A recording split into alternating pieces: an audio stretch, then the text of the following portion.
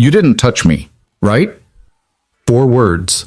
That's all it took to shatter a good man's life.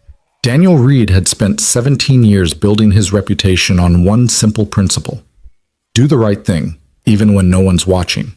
But when a single photograph stripped of context went viral, the truth didn't matter anymore. Whispers became accusations, kindness became suspicion, and a father who'd only tried to protect his boss found himself fighting for everything he'd worked to build. This is the story of what happens when integrity meets injustice, and why character always outlasts rumors. If you stay until the end, hit that like button and drop a comment with your city so I can see how far this story travels. The rain hadn't stopped for 3 days. It drummed against the windshield of the black sedan with mechanical persistence, turning the Chicago streets into rivers of reflected neon.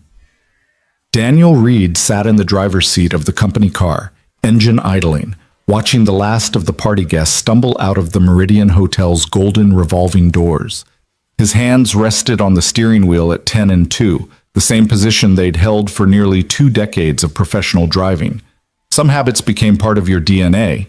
Through the rain-blurred window, he could see them laughing, these titans of industry reduced to giggling teenagers by premium champagne and top-shelf whiskey.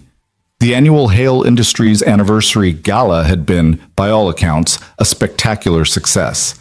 500 guests, a 12-piece orchestra, ice sculptures that cost more than Daniel made in 3 months. He'd driven people to and from these events for 17 years. He knew the rhythm, the excessive tipping, the slurred thank yous, the occasional marriage proposal from someone who wouldn't remember his face come Monday morning.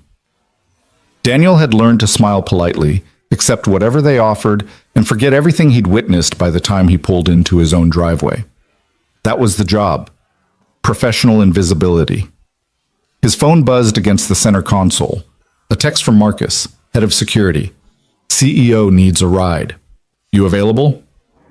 Daniel glanced at the clock. 11:47 p.m. Lily would be asleep by now, safe with Mrs. Chen from 4B who watched her on nights like these. His daughter was used to his irregular hours, had been since her mother left when she was 2. 7 years of just the two of them, building a life from the wreckage of abandonment. On my way, he typed back.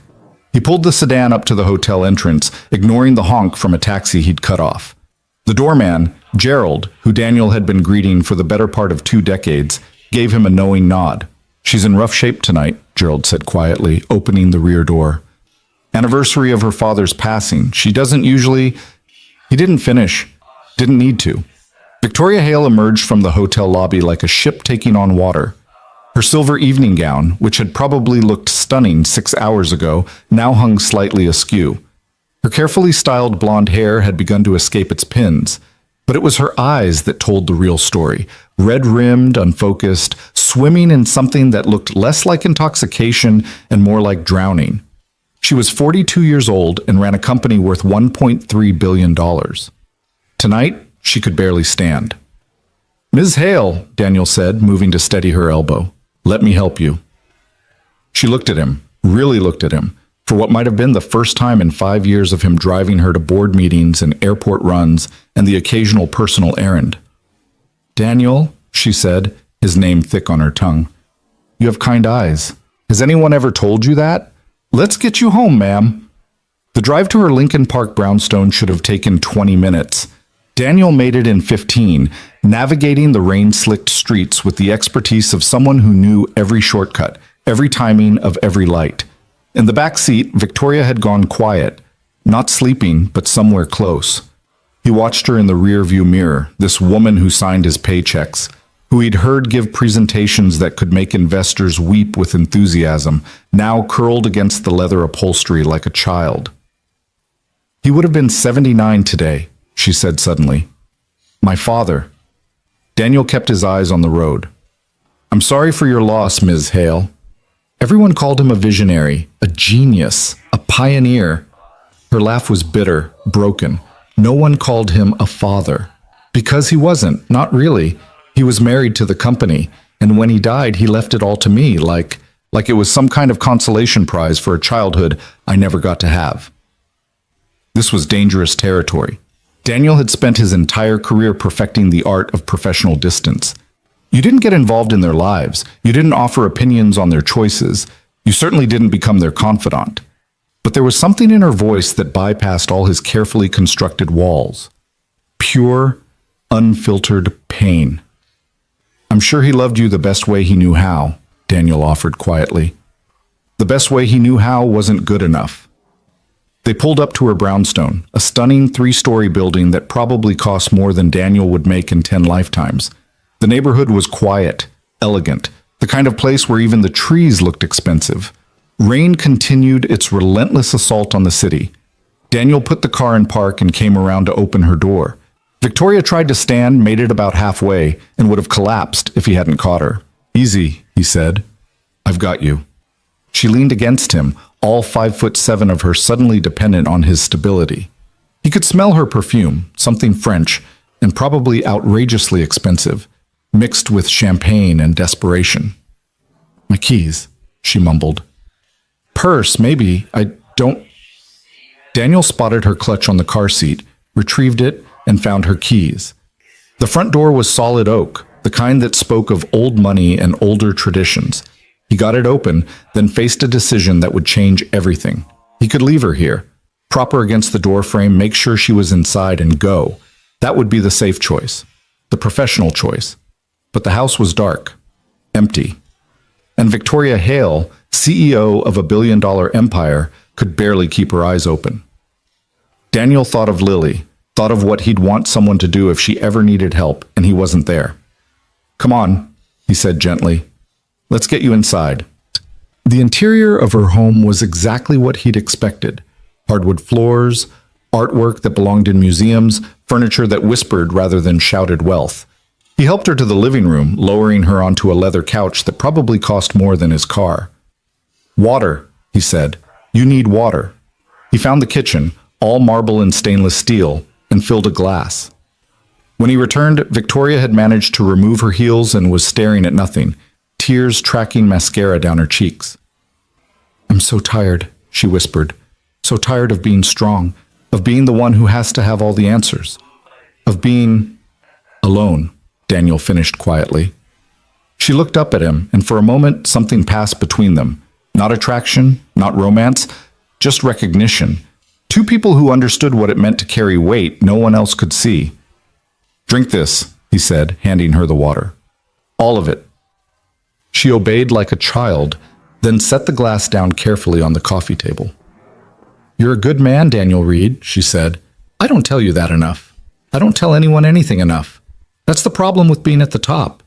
Everyone thinks you have it all figured out. No one thinks you might be just as lost as they are. You should sleep, Ms. Hale. Victoria, she corrected. Tonight, just...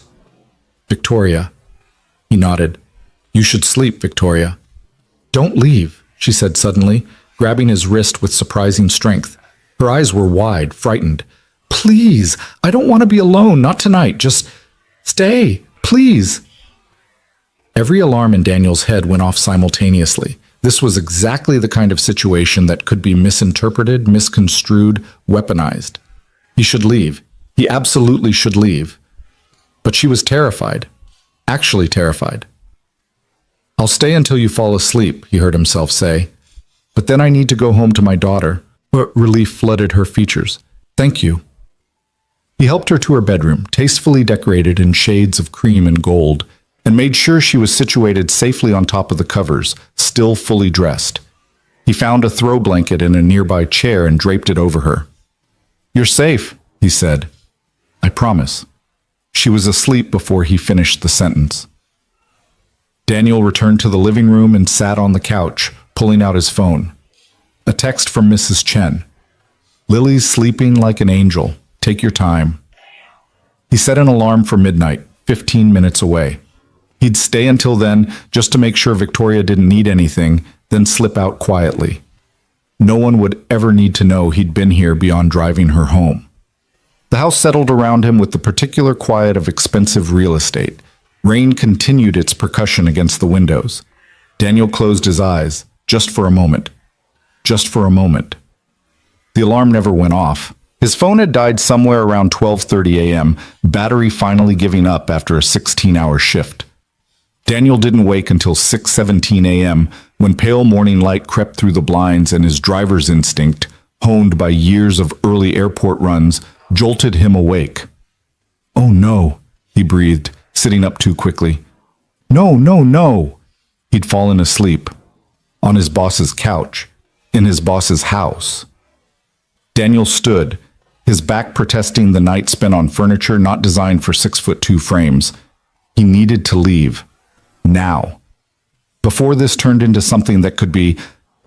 What the hell? He spun around. Victoria stood in the bedroom doorway, still in her evening gown, hair wild, makeup smeared. But her eyes were clear now, clear and confused and increasingly alarmed. "Daniel?" She looked around her living room as if seeing it for the first time. "What? Why are you... Ms. Hale, I can explain. Why are you in my house?" Her voice rose, panic threading through each word. "What happened last night?" "You asked me to drive you home. You were very intoxicated. I helped you inside and what?" She took a step back, arms wrapping around herself. Did we... The question hung in the air like a guillotine. Daniel felt something cold slide down his spine. He recognized that look, that tone. He'd seen it in movies, read about it in news articles. The moment before everything good in someone's life gets destroyed by implication and fear. "No," he said firmly. "Absolutely not. You asked me not to leave you alone. You were upset about your father. I stayed on the couch to make sure you were safe. That's all. I swear to you, that is all that happened." Victoria pressed her fingers to her temples, trying to piece together a night that alcohol had stolen from her memory. I can't remember. The party, and then... You had a lot to drink. I drove you home. You couldn't find your keys. I helped you inside, got you water, made sure you were safe in your room. I was going to leave once you fell asleep, but He gestured helplessly at the couch. "I fell asleep. My phone died. I'm so sorry. This looks terrible. I know it does, but I promise you, you didn't touch me." It wasn't a question anymore. It was something else. A statement searching for confirmation. "No, ma'am. I didn't touch you. I would never..." The sound of a camera shutter cut through his words. Both of them turned toward the window. Outside, barely visible through the sheer curtains, someone was lowering a phone. A woman in jogging clothes, early morning runner who'd apparently decided that a man leaving Victoria Hale's brownstone at 6:20 a.m. was worth documenting. "Wait!" Daniel moved toward the door, but the woman was already gone, jogging down the street with evidence of something that hadn't happened. Evidence of a crime that was never committed. Evidence that looked to anyone without context like exactly what it wasn't. Victoria sank onto the couch, her face pale. "This is bad." "It was innocent," Daniel said, even as he felt the foundation of his life beginning to crack. "Nothing happened." "It doesn't matter what happened," Victoria said quietly. "It matters what it looks like. And Daniel, this looks..." She didn't finish. She didn't have to. Daniel's phone, which he'd plugged into a charger he'd found in his car, buzzed back to life. Immediately, it erupted with notifications, texts, missed calls, alerts from social media platforms he barely used. With shaking hands, he opened the first message. It was from Marcus, head of security. "Call me immediately." The second was from another driver. "Dude, what did you do?" The third included a link. Daniel clicked it.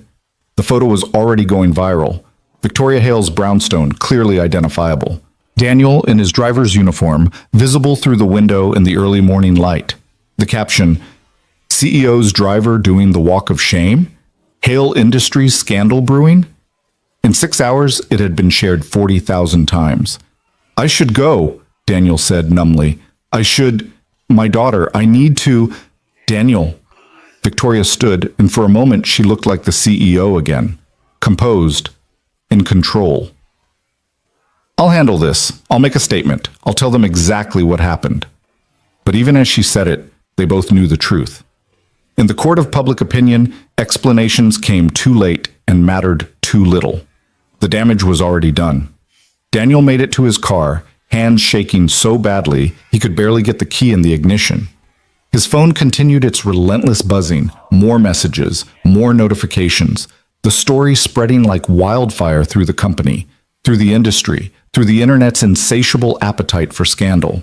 He drove home on autopilot, barely seeing the streets he'd navigated thousands of times. When he pulled into his apartment complex parking lot, Mrs. Chen was waiting by his door, Lily beside her with her backpack ready for school. "Daniel," Mrs. Chen said carefully, people have been calling, reporters, I think. I didn't answer, but thank you for watching her," he said, his voice mechanical. "I'll take it from here." "Daddy!" Lily ran to him, wrapping her 9-year-old arms around his waist. "You're home. Mrs. Chen made pancakes. They had chocolate chips." He held his daughter like she was the only real thing in a world rapidly turning to smoke and mirrors. "That's great, sweetheart," he managed. That's really great." Mrs. Chen gave him a look that said she knew something was wrong but wouldn't ask with Lily present. "Call if you need anything." Inside their small 2-bedroom apartment, Daniel went through the motions of normal morning routine. He made Lily's lunch, checked her homework folder, braided her hair the way she liked it, even though his hands were shaking. "Are you okay, Daddy?" she asked, studying him with those too perceptive eyes. "You seem sad." "I'm fine, baby. Just tired. It was a long night." "Did you drive important people to important places?" "Something like that." He walked her to the bus stop, waved as she climbed aboard, watched the yellow vehicle carry away the only pure thing in his life. Then he returned to the apartment and finally let himself look at the damage. The photo had exploded across social media. The comments were vicious, creative in their cruelty. Guess we know how he kept his job for 17 years. CEO and the help. Tale as old as time. Wonder how long this has been going on. Gold digger spotted. She's worth billions. He drives a car. Do the math. Disgusting. He probably planned this whole thing. Someone had dug up his LinkedIn profile, his Facebook page, photos of him with Lily at her soccer games, at the park, at her last birthday party. His daughter's face now circulating among strangers who were building narratives about a man they'd never met. His phone rang, the company HR director. "Daniel, we need you to come in for a meeting," she said, her voice professionally neutral. "Today, as soon as possible." "I didn't do anything wrong," he said. "I understand, but given the attention this is receiving, we need to follow protocol. It's just temporary, until we can sort everything out." "Temporary what?" A pause. "Suspension. With pay. Just until... I've worked for this company for 17 years. I've never been late, never complained, never caused a single problem. And you're suspending me because I made sure my boss got home safely?" "Daniel, I'm sorry. I truly am, but my hands are tied. There are optics to consider. Board members are already calling. We have investors concerned about..." He hung up.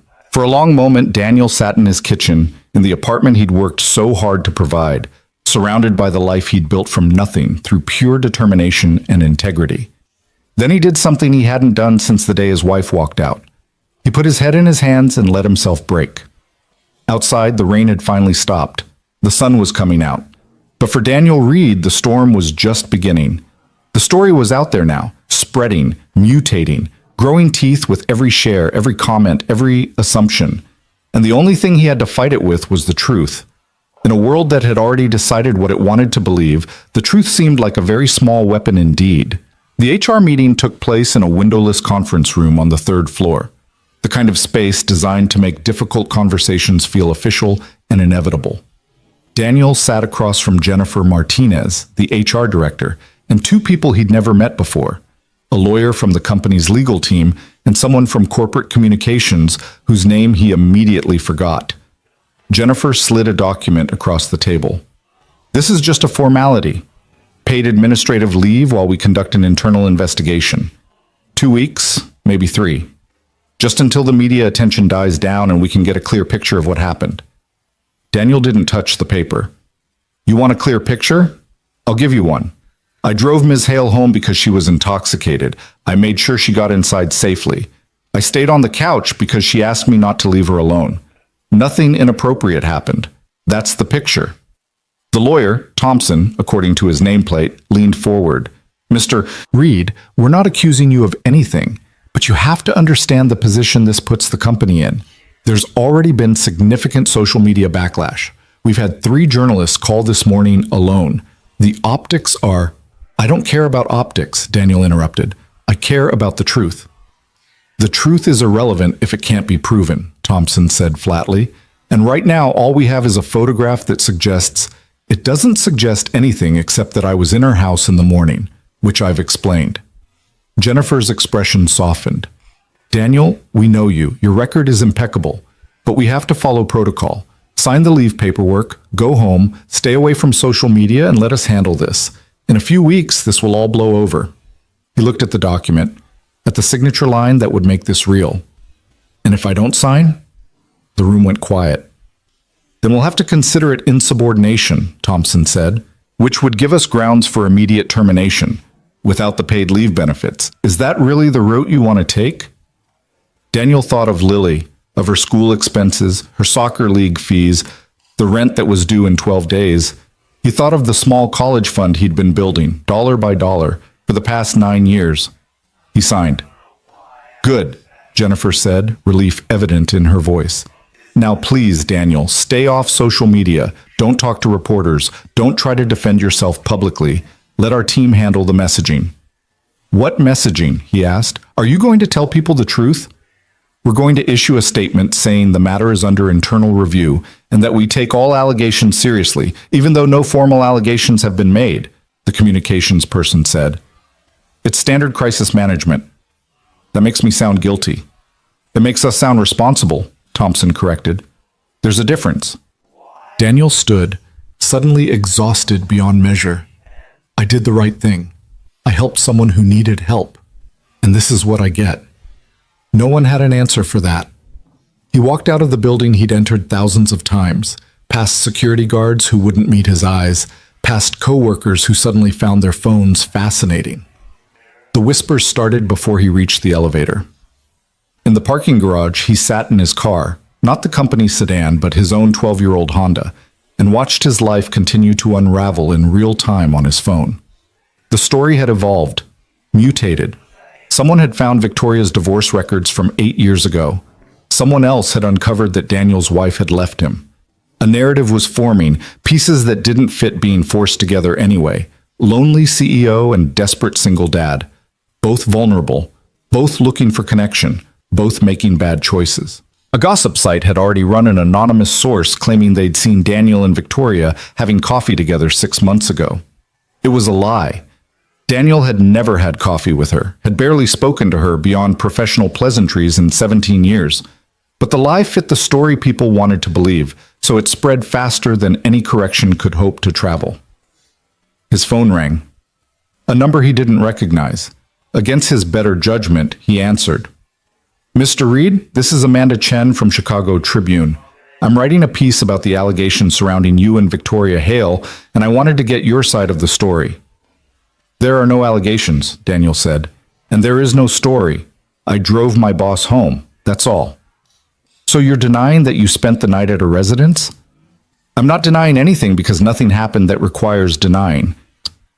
Sources say you've been seen entering her home on multiple occasions.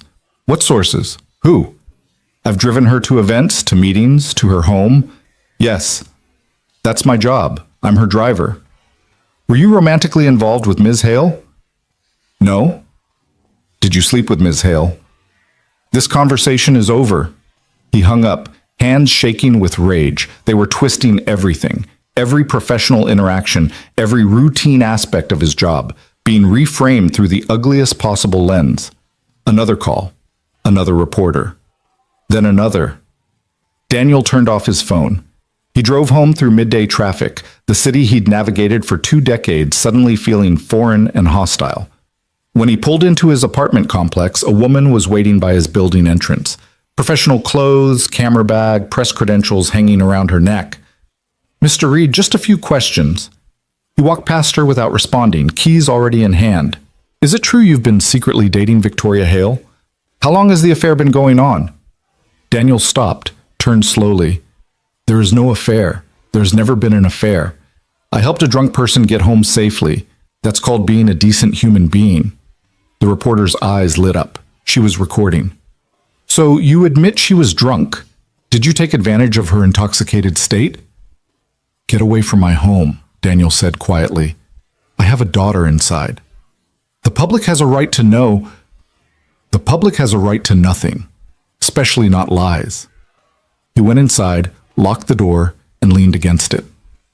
Through the peephole, he could see the reporter making a phone call, probably to her editor, probably already spinning his words into something they weren't.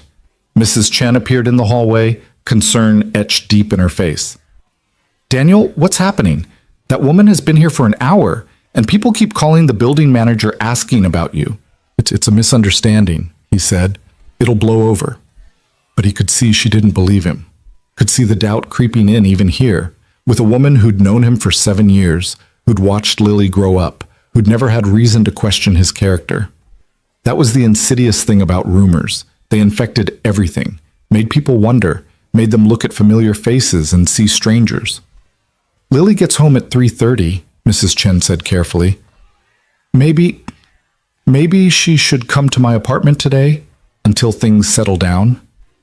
No, Daniel said more sharply than intended. She comes home. To me. Like always. Mrs. Chen nodded, but her expression said what her words didn't.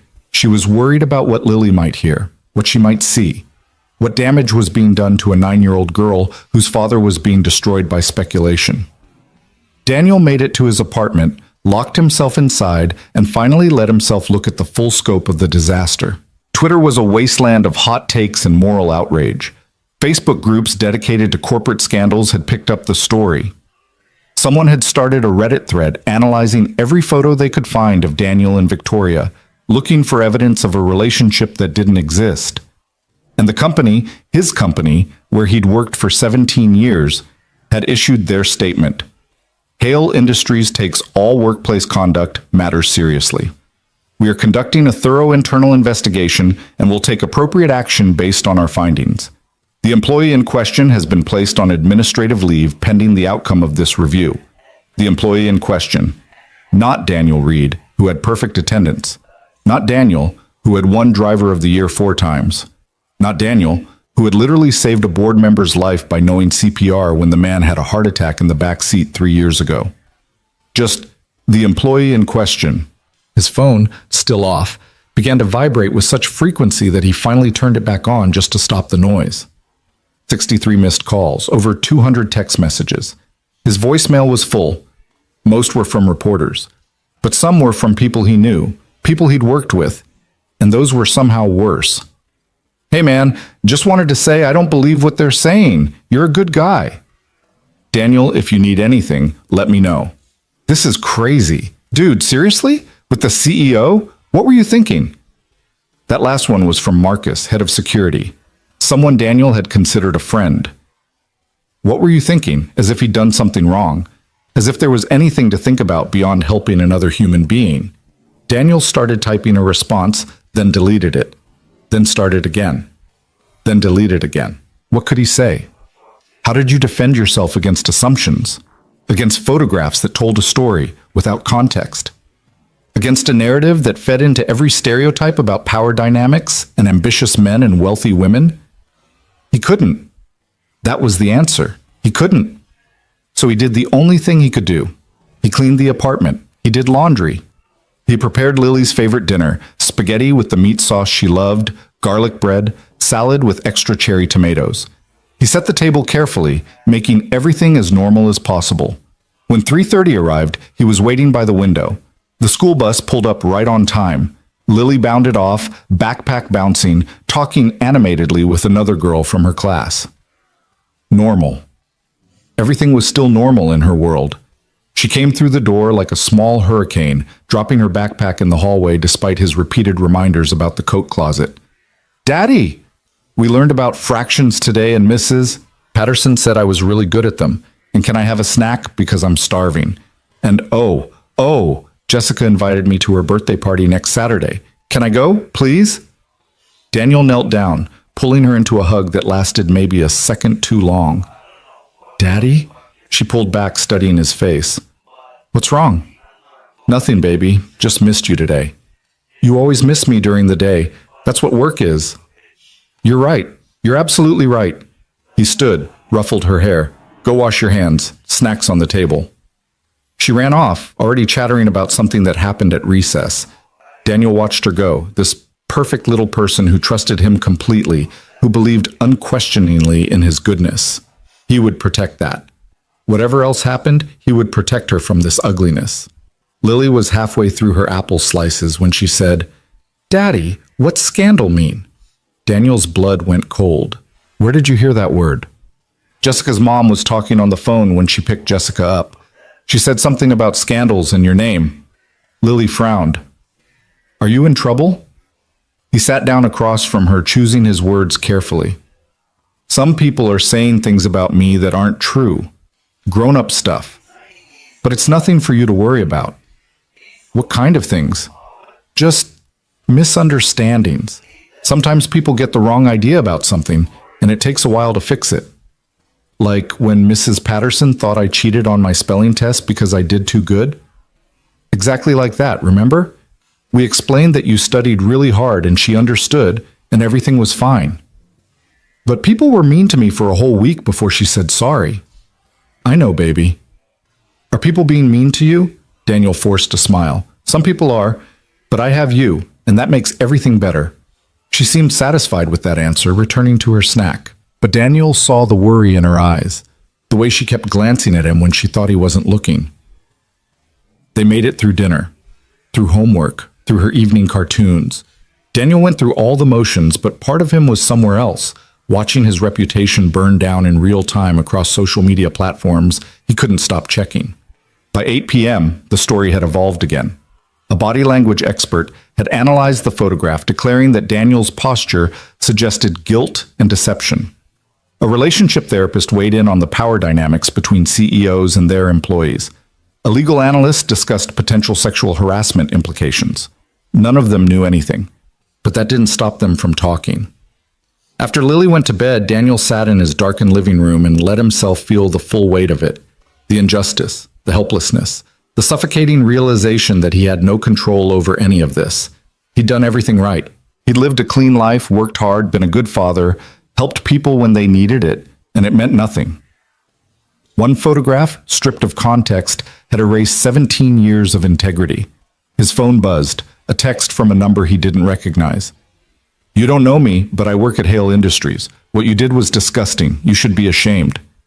Then another. Gold-digging loser. Hope you lose everything? Then another. Your daughter must be so proud of her daddy, the homewrecker. That last one made him throw his phone across the room, where it hit the wall with a crack that probably meant a broken screen. He didn't care. Let it break. Let everything break. Except it already had. The next morning, Daniel woke to find that the story had jumped from social media to legitimate news outlets. Local news. Then regional. Then, horrifyingly, national. Billionaire CEO's driver scandal rocks Hale Industries, read one headline. Inappropriate relationship alleged between Victoria Hale and employee, claimed another. The word alleged was doing a lot of heavy lifting, creating the appearance of journalism while spreading speculation as fact. Daniel made breakfast for Lily, scrambled eggs and toast, and tried to act like everything was normal. But when his daughter asked why he wasn't going to work, he had to invent an excuse about vacation days and caught up paperwork. She didn't quite believe him. He could tell. But she was 9, and 9-year-olds wanted to believe their parents, so she accepted the explanation. The real test came at the bus stop. 3 other parents were there, people Daniel had exchanged pleasantries with for years. People who'd attended the same school functions, the same parent-teacher conferences, the same end-of-year celebrations. When they saw him coming, their conversation stopped. Just stopped, mid-sentence, like someone had hit pause on reality. "Morning," Daniel said, trying to sound normal. 2 of them managed weak smiles. The third, Jessica's mother, pulled her daughter closer and turned away deliberately. "Mrs. Martinez," Lily said, waving, "Daddy said I can come to Jessica's party." "We'll see, honey," Mrs. Martinez said, not looking at Daniel. "We might need to keep it small this year." The message was clear. His daughter wasn't welcome anymore, not because of anything she'd done, because of what people thought he'd done. Lily's face fell. She was smart enough to understand rejection even if she didn't understand why. The bus arrived, mercifully ending the interaction. Daniel watched Lily climb aboard, saw her slump into a seat alone when Jessica deliberately sat with another friend. He stood at the bus stop long after it pulled away, watching the taillights disappear, feeling something crack inside his chest. By noon, 3 more media outlets had called. A tabloid offered him $15,000 for an exclusive interview. A podcast wanted him to tell his side of the story on their show about workplace scandals. Everyone wanted a piece of the narrative. No one wanted the truth. Daniel's phone rang again. This time it was Victoria. He stared at the screen for 3 rings before answering. "Daniel," she said, her voice tight. "We need to talk." "I don't think that's a good idea, Ms. Hale.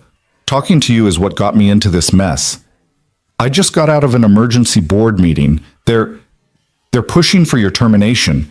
They think keeping you on, even suspended, looks bad for the company. So fire me. Add it to the list of ways this has destroyed my life." I told them no. I told them exactly what happened, that you did nothing wrong, that you were being a decent human being. And did they believe you? Silence. "Some of them did," she finally said. "Others think I'm covering for you, or for myself, or that I'm not remembering clearly because I was intoxicated. The lawyer is advising we cut ties completely to limit liability." "Then do it." "Daniel, what do you want from me, Ms. Hale? You want me to say it's okay? That I understand? I don't. I helped you. I made sure you were safe. And now my daughter is being ostracized at school. Reporters are camped outside my apartment, and I'm being called a predator by people who've never met me. I know. I'm sorry. Your apology doesn't fix this. Nothing fixes this. The story is out there. It's metastasized. And the truth doesn't matter because the truth is boring and the lie is interesting." He could hear her breathing on the other end of the line. Shaky. Uncertain. "There has to be something we can do," she said. "There isn't. You know it and I know it. So just do what you need to do. Fire me. Issue a statement. Protect your company. I'll figure out the rest." "Daniel, please." He hung up. For a long moment, he sat in his living room, in the apartment that suddenly felt like a trap, surrounded by the life he'd built that was crumbling one brick at a time. Then he did something he'd been avoiding. He opened his laptop and read the comments. Every single one. All the vitriol and speculation and judgment from strangers who knew nothing but felt entitled to everything. He read them until the words blurred together, until he felt hollowed out and numb. And somewhere in that darkness, a dangerous thought took root. Maybe silence was the wrong strategy. Maybe he needed to fight back. But fight with what? He had no platform, no money for lawyers, no connections to media. He had the truth, and the truth had proven to be the weakest weapon of all. So Daniel did the only thing left to do. He stopped fighting. He stopped explaining. He stopped caring what strangers thought. He picked Lily up from school himself that day, ignoring the stares from other parents. He took her for ice cream, her favorite chocolate chip and a waffle cone. He listened to her talk about fractions and recess and a book she was reading about a girl who could talk to animals. He gave her normalcy, or as close to it as he could manage. That night, after she was asleep, Daniel sat at his kitchen table and wrote down everything that had happened. Every detail, every conversation, every moment from the night that had destroyed his life. He wrote it not for publication or defense, but for himself. For Lily, in case she ever needed to know the truth. For the record, so that somewhere, in some form, the actual events would exist untainted by speculation. When he finished, it was 3 a.m.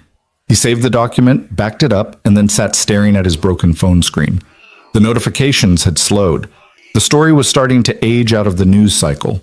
In a day or two, something new would capture the internet's attention. Some fresh scandal. Some different person to crucify. But the damage would remain, the stain on his reputation, the questions that would follow him.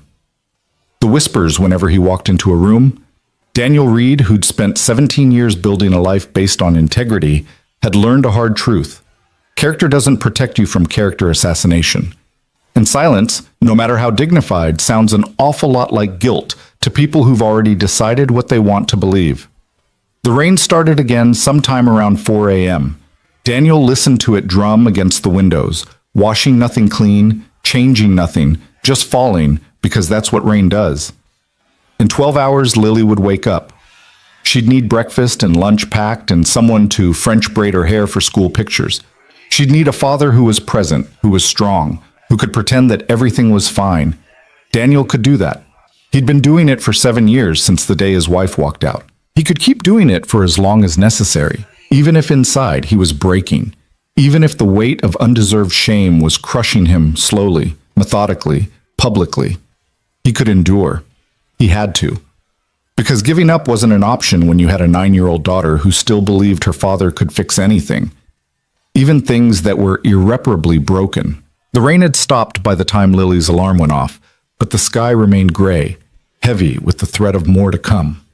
Daniel had maybe slept 2 hours, his mind caught in an endless loop of replaying that night, searching for the moment where he could have made a different choice, saved himself from this nightmare.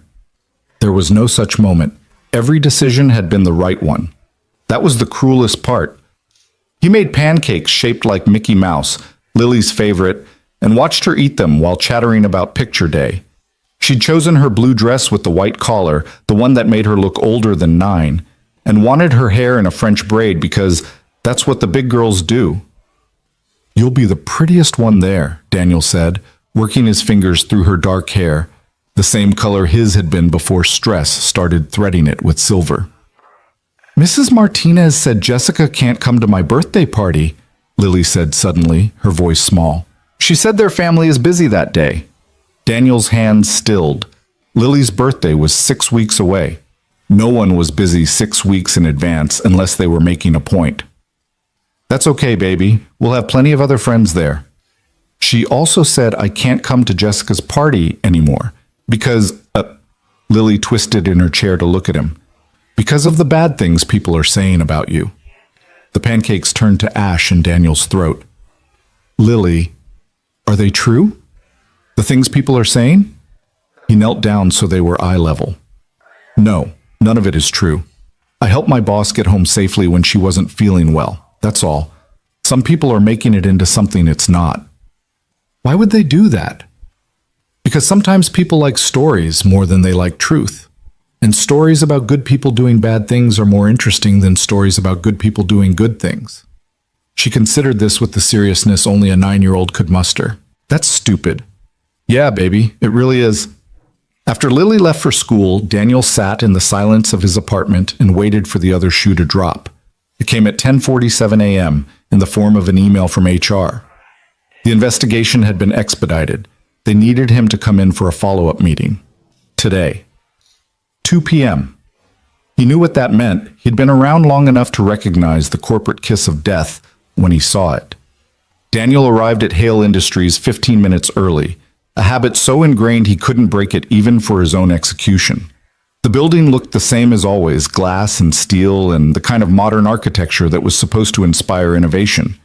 He'd walked through these doors thousands of times. Today might be the last. Jennifer Martinez was waiting in the same windowless conference room, but this time she wasn't alone. Thompson, the lawyer, sat to her right, and across from them sat Victoria Hale. She looked different than she had at the party. Professional, controlled, the CEO armor fully in place, but when their eyes met, Daniel saw something flicker there. Guilt, maybe, or regret, or just the uncomfortable awareness that she was about to watch a good man lose everything for helping her. "Daniel, please sit," Jennifer said. He remained standing. "Just tell me, am I fired?" "The board has reviewed all available information," Thompson began, his voice as flat and emotionless as a legal document. "And while we found no direct evidence of misconduct, because there was no misconduct, the situation has created significant reputational concerns for the company. Our stock dropped 3% yesterday. We've received hundreds of emails from concerned customers and investors.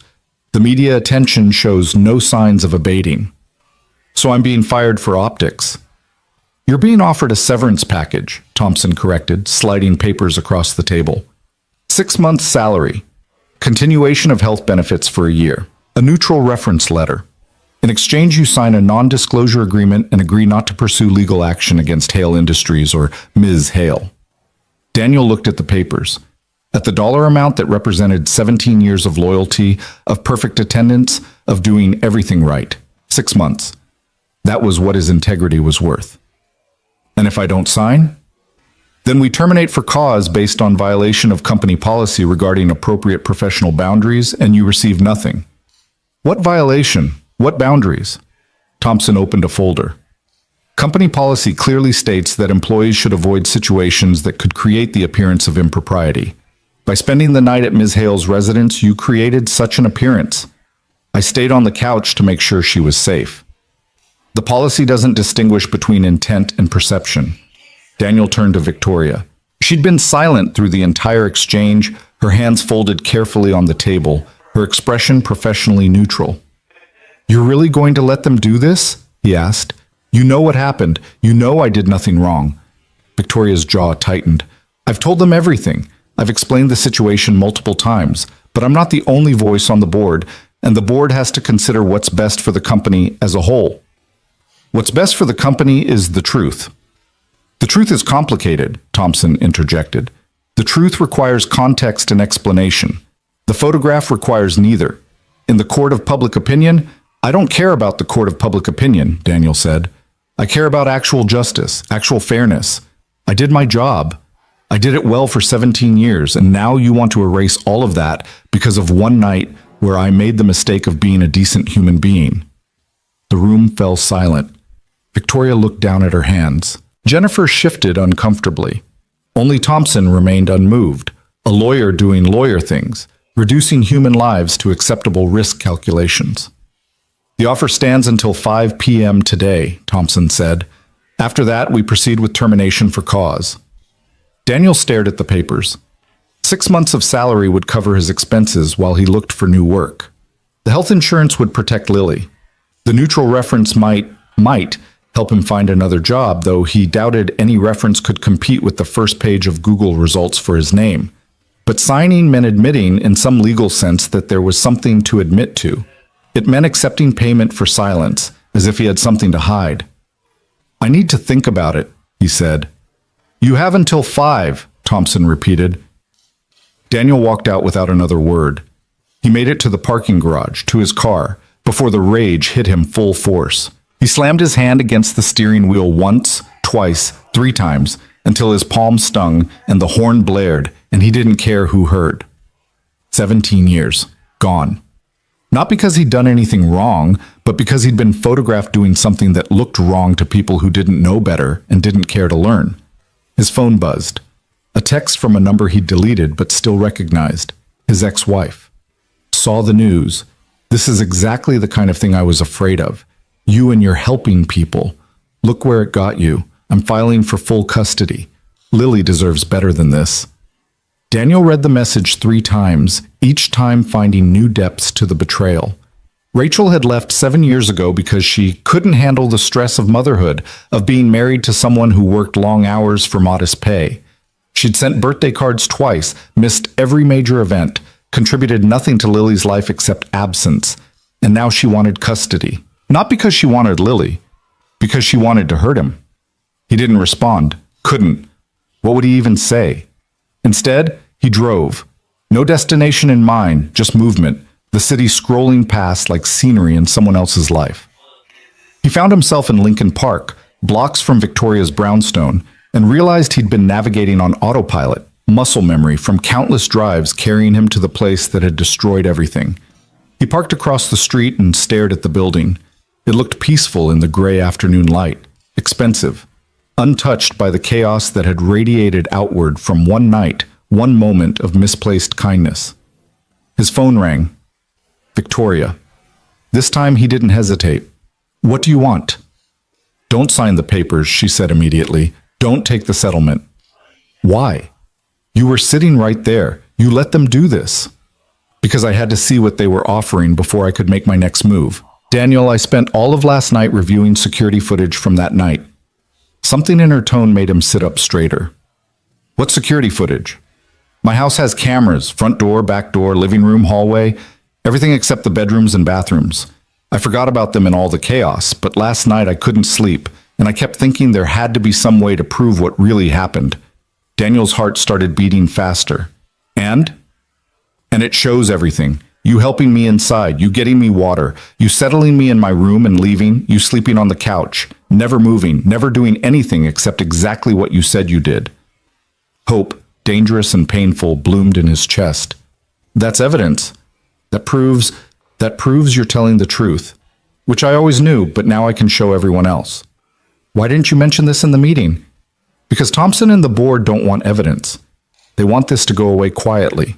If I'd brought up the footage, they would have found a way to suppress it, to claim privacy concerns or that it was inadmissible or some other legal nonsense.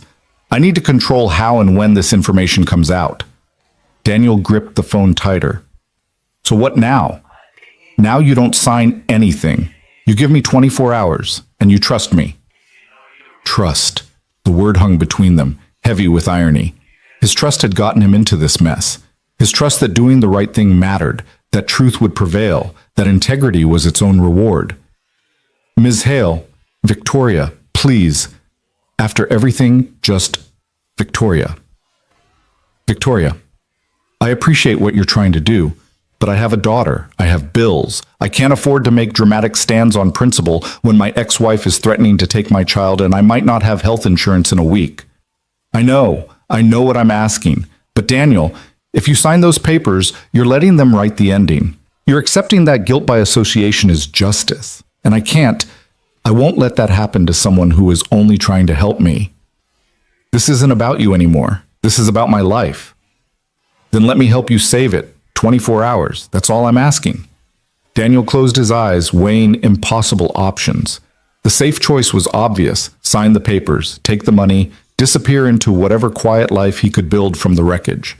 The dangerous choice was trusting a woman he barely knew to fix a situation that seemed irreparably broken.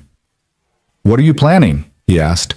Something I should have done from the beginning. The truth, all of it, public and unedited. She hung up before he could respond. Daniel sat in his car across from the brownstone that had become the epicenter of his destruction and tried to imagine what Victoria meant. The truth had been available all along. It hadn't mattered. Why would it matter now? But doubt, once planted, was hard to uproot. What if she really did have footage? What if there was a way to prove, definitively and irrefutably, that nothing had happened? What if the truth could actually win? He drove to Lily's school, arriving 20 minutes before dismissal. He sat in the pickup line, watching other parents arrive in their SUVs and minivans, chatting with each other, living normal lives where scandals were things that happened to other people. When Lily emerged, she ran to the car with her backpack bouncing, but her smile was forced. He could see the strain around her eyes. "How was picture day?" he asked as she buckled in. "Fine. The photographer said I had a pretty smile." "You do. The prettiest." They drove in silence for a few blocks before Lily said, "Some kids at recess were talking about you, about the pictures online. They said bad things." Daniel's hands tightened on the wheel. "What kind of things?" "That you're a bad person, that you did something wrong with your boss. I told them they were lying, but..." Her voice cracked. "Why won't anyone believe us, Daddy?" He pulled over, right there on a residential street, and turned to face his daughter. She was crying now, quiet tears that she was trying to hide by looking out the window.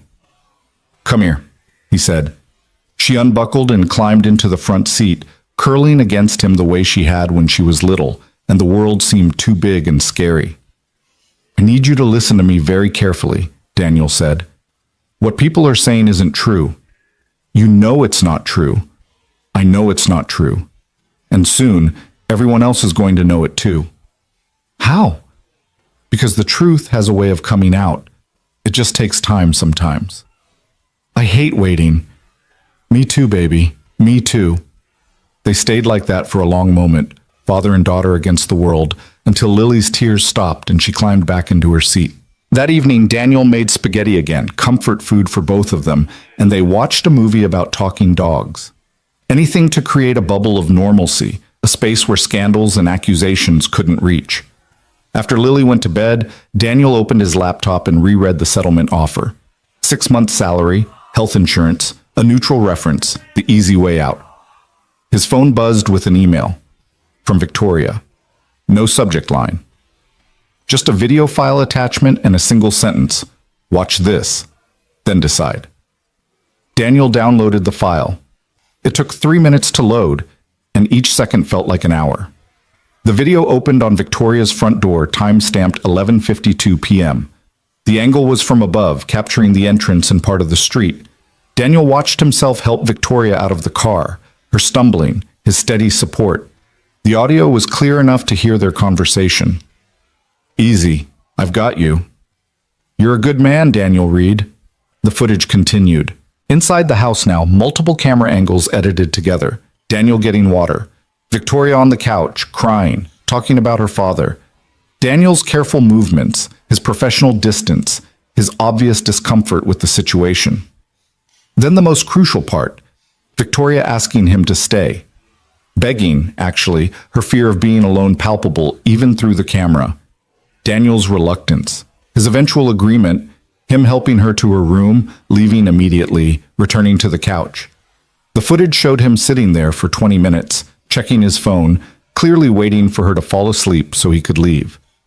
It showed the exact moment he closed his eyes, just for a second. Then sleep claiming him despite his best intentions. It showed a man doing nothing except trying to help someone who needed it. The video ended with mourning. Victoria emerging from her bedroom, confused and frightened. Daniel's immediate explanation. The fear in both their faces when they realized how this would look. It showed, frame by frame and second by second, the absolute truth. Daniel watched it twice, then a third time, then sat back, something releasing in his chest that he hadn't realized he'd been holding clenched for days. Evidence. Real, undeniable, uneditable evidence. Another email arrived. This one from Victoria's personal account, longer. "Daniel, I've spent the last 3 days trying to work within the system, trying to convince the board, trying to manage the PR, trying to protect the company's reputation while also protecting you. But I've realized something. The system isn't designed for truth, it's designed for damage control. And you deserve better than being controlled damage. Tomorrow morning, I'm calling an all-hands meeting. Every employee, every department. I'm going to show them this footage. I'm going to tell them exactly what happened. And I'm going to make it very clear that the only person who acted with integrity that night was you. I know this puts you in an uncomfortable position. I know you might prefer to just take the settlement and move on, but I can't let you be punished for my mistake. I got drunk. I put you in an impossible situation, and you handled it with more grace and professionalism than I had any right to expect. The least I can do is make sure everyone knows that. You don't have to attend the meeting if you don't want to, but don't sign those papers. Not yet. Give me one chance to do the right thing, like you did." Victoria Daniel read the email 4 times, looking for the trap, the angle, the hidden cost, but he couldn't find one. It seemed genuine, desperate even, a powerful woman trying to use her power for something other than self-preservation. He thought about Lily, about the kids at school, calling him a bad person. He thought about Mrs. Martinez and her sudden scheduling conflict. He thought about Marcus asking, "What were you thinking?" as if thinking had anything to do with basic human decency. He thought about 17 years of doing everything right, of building a life on integrity, of teaching his daughter that character mattered. And he thought about the settlement papers sitting on his kitchen table, his signature conspicuously absent. At 11:47 p.m., exactly 1 week after the night that destroyed his life, Daniel sent 2 emails. The first was to Thompson. "I decline the settlement offer. I will not sign an NDA for telling the truth." The second was to Victoria. "I'll be at the meeting." He slept better that night than he had in a week, not because he knew everything would be okay, but because he'd stopped trying to protect himself through silence. Sometimes the only way forward was straight through the fire. The next morning broke clear and bright, the kind of Chicago spring day that made you believe in new beginnings. Daniel dressed carefully, his best suit, the one he saved for funerals and job interviews. If he was going to face the company that had abandoned him, he'd do it looking like the professional he'd always been. Lily noticed immediately. "You look fancy, Daddy. Do you have an important meeting?" Something like that. "Are you going to tell them they're wrong about you?" "Someone is."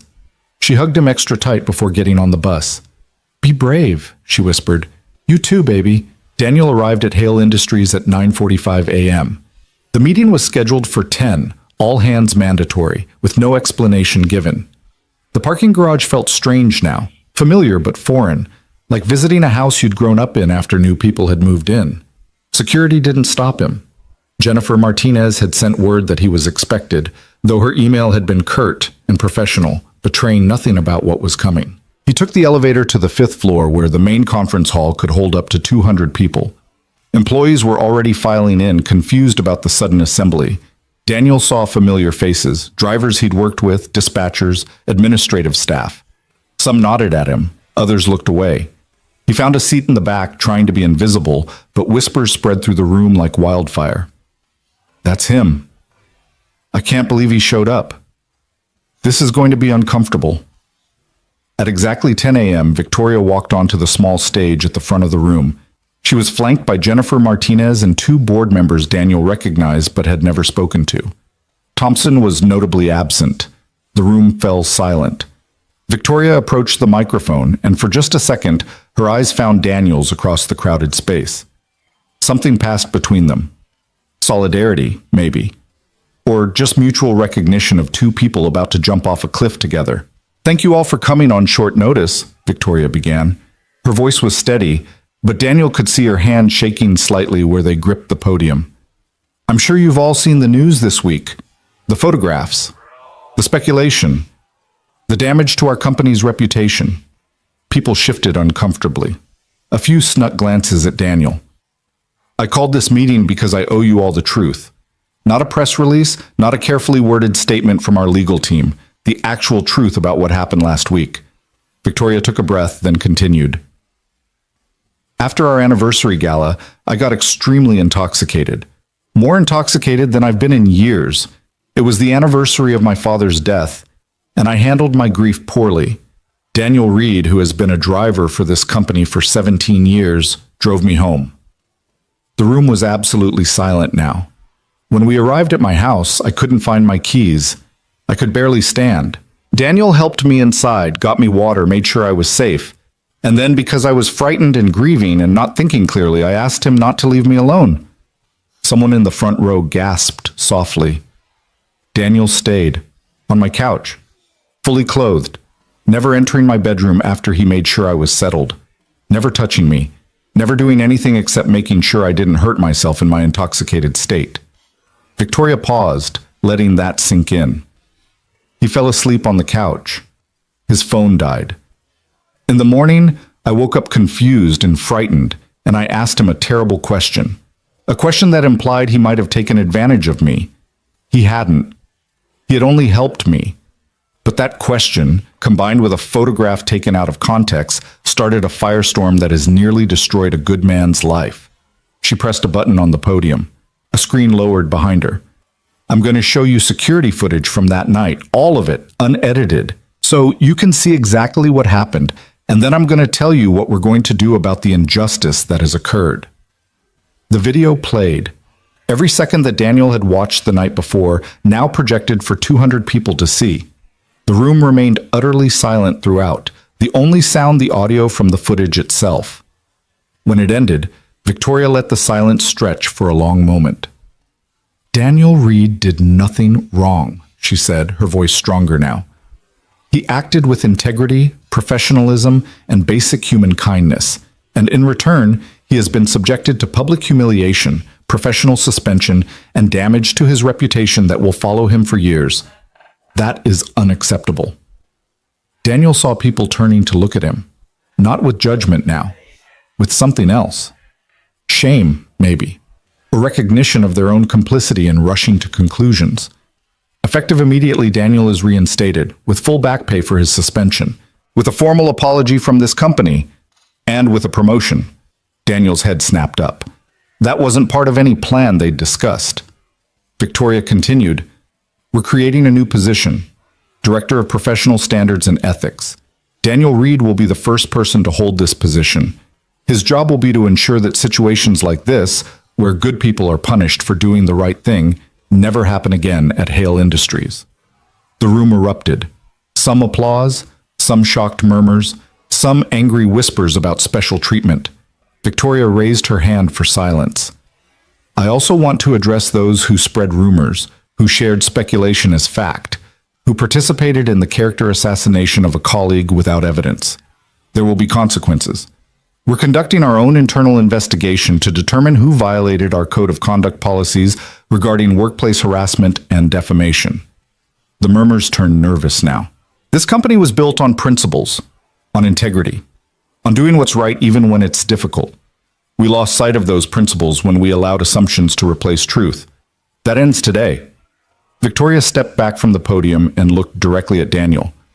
"I owe you an apology," she said, her voice carrying through the silent room, even without the microphone. "For putting you in that situation, for not protecting you from the consequences, for letting this go on as long as it did. I'm sorry." Daniel stood slowly. Every eye in the room tracked his movement. He walked down the aisle, each step feeling surreal, until he reached the stage. Victoria extended her hand. He shook it, and the room exploded in applause. Not everyone was clapping, but enough were. Enough that Daniel felt something he hadn't felt in a week: vindication. The applause continued, but Daniel barely heard it. He stood on that stage, shaking Victoria's hand, feeling like he'd stepped into someone else's life. Director of Professional Standards and Ethics. A promotion. Vindication delivered in front of 200 witnesses. But vindication, he was learning, didn't erase the damage. It just stopped the bleeding. Victoria released his hand and addressed the room again. "The video I've shown you will be released to the media within the hour. Our communications team is preparing a statement, and I want to be very clear about something. Anyone who speaks to the press about this situation without authorization will be terminated immediately. Daniel has been through enough without having his story twisted further by unauthorized commentary." She paused, her gaze sweeping across the assembled employees. "That said, if any of you participated in spreading false rumors, in sharing speculation as fact, or in contributing to the hostile environment that Daniel has faced this past week, I expect you to apologize to him directly. Not because I'm mandating it, but because it's the right thing to do." The room shifted uncomfortably. Daniel could see the guilt on some faces, defiance on others, and confusion on most. These were people who'd believed what they'd seen, what they'd read, what had seemed so obviously true based on a single photograph. Jennifer Martinez stepped forward. "The meeting is concluded. Department heads, please stay behind for a brief follow-up. Everyone else, back to your stations." The crowd began to disperse, but slowly, with people glancing back at Daniel like he was a museum exhibit. Some approached tentatively. Marcus, head of security, was first. The same Marcus who'd texted, "What were you thinking?" now stood in front of Daniel with his jaw tight and his eyes down. "Man, I'm sorry," Marcus said. "I should have known better. You've been nothing but solid for as long as I've known you, and I let one picture make me forget all of that." Daniel wanted to be angry, wanted to hold on to the hurt of being doubted by someone he'd considered a friend. But looking at Marcus's genuine remorse, he found he couldn't sustain it. "It looked bad," Daniel admitted. "I get it. Looking bad isn't the same as being bad. I should have remembered that." Marcus extended his hand. "Congratulations on the promotion. You'll be good at it." They shook, and Daniel felt a small piece of his old life click back into place. Not perfect, not the same, but there. Others followed. Sarah from dispatch, who'd always remembered Lily's birthday. Tom, another driver who'd covered shifts when Lily was sick. Even some people Daniel barely knew, who approached with mumbled apologies and couldn't quite meet his eyes. But not everyone apologized. Some slipped out quickly, avoiding eye contact. And a few lingered in small groups, their expressions making clear they weren't convinced. That they thought this was corporate favoritism dressed up as justice. That they believed a billionaire CEO was protecting a man she'd been involved with. Evidence be damned. You couldn't change everyone's mind. Daniel was beginning to understand that. Victoria appeared at his elbow once the room had mostly cleared. "Can we talk?" "My office?" They rode the elevator in silence, the same elevator Daniel had taken countless times to drop off documents or keys or messages. But everything felt different now. The power dynamic had shifted in ways he couldn't quite name. Victoria's office was on the top floor, floor-to-ceiling windows overlooking the Chicago skyline. Daniel had been inside exactly 3 times in 17 years, always briefly, always in service of some errand. Now Victoria gestured to the leather chairs by the window, the informal meeting space rather than the imposing desk. "How are you?" she asked once they were seated. "Honestly, I don't know. Relieved, angry, confused, all of it at once. I meant what I said down there. About the promotion. It's not charity or guilt. I've been thinking about this position for months, ever since we had that situation in accounting where someone reported harassment and it got buried by middle management. We need someone whose job is to make sure the right thing gets done, even when it's inconvenient, especially then. And you think I'm qualified for that? I think you proved you're qualified when you stayed on my couch instead of leaving me alone and drunk. When you refused to sign the settlement and take the easy way out. When you showed up here this morning knowing it might go badly." While Victoria leaned forward. "Most people talk about integrity. You live it. That's what this position needs." Daniel looked out at the city sprawling below them, all those lives intersecting and diverging and continuing on, oblivious to the small dramas playing out in corporate conference rooms. "What about the people who don't believe the video?" he asked. "I saw their faces. Some of them think you're covering for me, or that I'm being rewarded for something I shouldn't have done in the first place. Then you'll prove them wrong, over time, through your actions." Victoria stood, walked to the window. "Daniel, I can't undo what happened this week. I can't erase the articles or delete the social media posts or take back the things people said about you, but I can give you a platform to show them who you really are, to set a standard for how this company operates. That's worth something, isn't it?" He thought about Lily, about the kids at school, about Mrs. Martinez's sudden scheduling conflict. Will it change anything outside these walls? The internet has already decided who I am. The internet has a short memory. Give it 2 weeks and there'll be a new scandal, a new target. People will forget. But I won't. Lily won't. Every time someone Googles my name, this will come up. Victoria turned from the window. Then you make sure the rest of your story is so much bigger and better that this becomes a footnote. A bad chapter in a good book. Not the whole story. It sounded reasonable when she said it like that. Logical. But Daniel had learned this past week that logic and emotion rarely occupied the same space, and his emotions were still raw and jagged and looking for something to cut. "I need to think about it," he said. "The position. All of it. Take the time you need. But Daniel, the offer is genuine, and it's there whether you decide to stay or go. You've earned that." But he left her office with a folder containing the job description, salary information, a 40% increase from his driver wages, and a formal letter of apology from the company. On paper, it looked like justice. In his chest, it felt more complicated. His phone had been buzzing throughout the meeting. Now he looked at it properly. 17 missed calls, over 100 text messages. The video had gone live. The same platforms that had crucified him were now scrambling to contextualize, to backtrack, to explain why they'd been so quick to judge. Think pieces were already appearing. What the Hale Industries scandal teaches us about rush to judgment and when viral photos lie, the Daniel Reed case study, and CEO Victoria Hale's masterclass in corporate accountability. Daniel scrolled through them with a sense of detachment. These were the same outlets that had called him a predator, a gold digger, a manipulator. Now they were holding him up as a victim of cancel culture, a martyr to the age of social media judgment. He was neither. He was just a man who'd helped someone and paid a price for it. The fact that the price had been partially refunded didn't erase the debt. A text from Mrs. Chen. "Saw the news. So happy the truth came out. Lily can come to my apartment after school if you need time to process everything." Another from the school. "Mr. Reed, this is Principal Davidson. I wanted to personally apologize for not reaching out sooner when Lily was experiencing difficulties. If there's anything we can do to support her transition back to normal social interactions, please let us know." Transition back. As if you could just flip a switch and make 9-year-olds forget that they'd called someone's father a bad person. As if Lily hadn't spent a week feeling the sting of social exile. Daniel drove home, the city passing by in a blur of familiar streets that felt foreign now. Everything looked the same, but nothing was. He'd crossed some invisible threshold this past week, and there was no going back to who he'd been before. He was home by noon, too wired to sleep despite his exhaustion.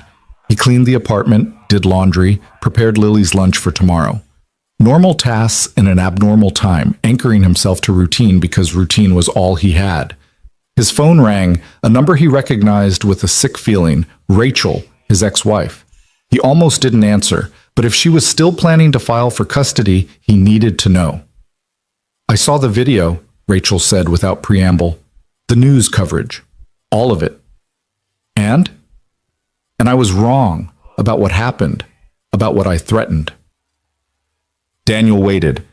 Rachel had never been good at apologies. "I'm not going to file for custody," she continued. I was angry. I saw the headlines and I just reacted. But watching that footage, seeing how you handled that situation, it reminded me of why I married you in the first place. You're a good man, Daniel. I forgot that somewhere along the way. You left because I wasn't exciting enough, because I worked too much for too little.